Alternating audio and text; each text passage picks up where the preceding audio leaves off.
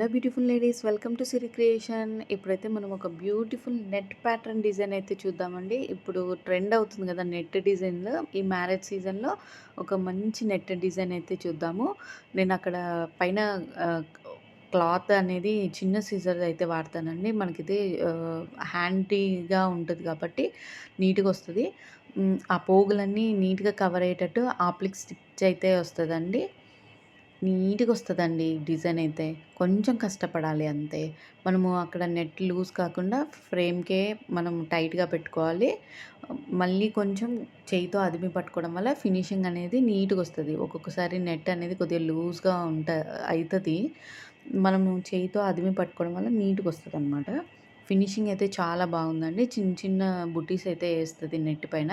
నేనిక్కడ double layer అయితే వాడాను హ్యాండ్స్‌కి. యాక్చువల్లీ ఇది బ్లౌజ్ అనేది నాదేనండి. కొత్త డిజైన్స్ నేనెప్పుడు కస్టమర్ బ్లౌజ్ మీద వాడను.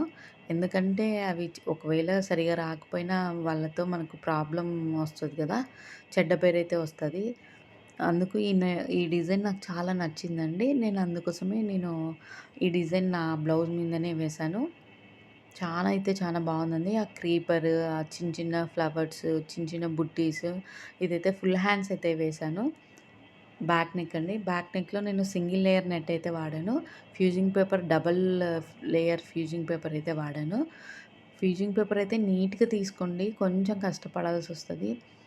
నీట్‌గా షేప్ అవన్నీ రావాలంటే అట్లా వస్తేనే మనకు డిజైన్ అనేది లుక్ బావుంటది. చాలా అయితే చాలా బావుంది కదా! మొత్తము ఆల్ ఓవర్ బాడీకి చిన్న చిన్న బుట్టీస్ అయితే ఇచ్చాను. దానివల్ల మనకు మగ్గం ఫినిషింగ్ లాగా అనిపిస్తదండి. ఆ నెట్ మోడల్ అయితే చాలా బావుందండి. చూడండి ఒకసారి. ఆ క్రీపర్, ఆ చిన్న ఫ్లవర్ ఫస్ట్ మనం చేయాల్సింది కొంచెం టైం తీసుకొని ఆ ఫ్యూజింగ్ పేపర్ ఎక్కడ ఆహ్, ఉండకుండా తీసుకోండి.